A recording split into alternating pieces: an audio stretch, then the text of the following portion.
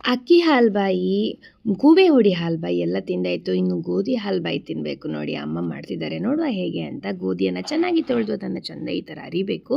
ಅದರ ಕಾಯಿ ಹಾಲನ್ನು ಅಥವಾ ಗೋಧಿಯ ಹಾಲನ್ನು ಚೆನ್ನಾಗಿ ಹಿಂಡಿ ತೆಗಿಬೇಕು. ಅದೇ ರೀತಿ ತೆಂಗಿನಕಾಯಿ ಹಾಲನ್ನು ಒಳ್ಳೆ ಹಸಿ ಕಾಯಿ ತಗೊಂಡು ಅದೇ ಥರ ಮಾಡಿ ಅದನ್ನು ಅರೆದು ಅದರ ಹಾಲನ್ನು ತೆಗಿಬೇಕು. ಎರಡನ್ನು ಚೆನ್ನಾಗಿ ಮಿಕ್ಸ್ ಮಾಡಬೇಕು.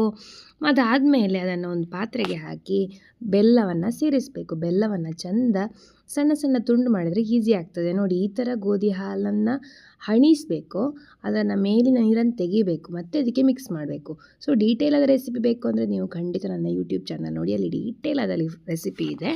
ಸಮಯದ ಅಭಾವದಿಂದ ಇಲ್ಲಿ ನಂಗೆ ಪೂರ್ತಿ ಹೇಳಲಿಕ್ಕಾಗೋದಿಲ್ಲ. ಮತ್ತು ಅದನ್ನು ಹೀಗೆ ಕಾಯಿಸ್ತಾ ಇರಬೇಕು. ಬ್ರೌನ್ ಕಲರ್ ಬಂದಮೇಲೆ ಅದಕ್ಕೆ ತುಪ್ಪ ಹಾಕಿ ಮತ್ತೆ ಕಾಯಿಸಬೇಕು. ಕಾಯಿಸಿ ಅದು ಗಟ್ಟಿ ಆಗ್ತದೆ ನೋಡಿ, ಈ ಥರ ತಳ ಬಿಡ್ತದೆ.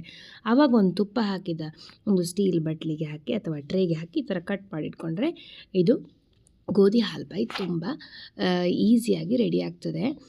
ತುಂಬ ಟೇಸ್ಟಿಯಾಗಿರುತ್ತೆ, ತುಂಬ ಆರೋಗ್ಯಕ್ಕೆ ಒಳ್ಳೆಯದು. ಮಕ್ಕಳಿಗೆಲ್ಲ ಸಂಜೆಗೆ ತಿಂಡಿಗೆ ಒಳ್ಳೆ ರೆಸಿಪಿ.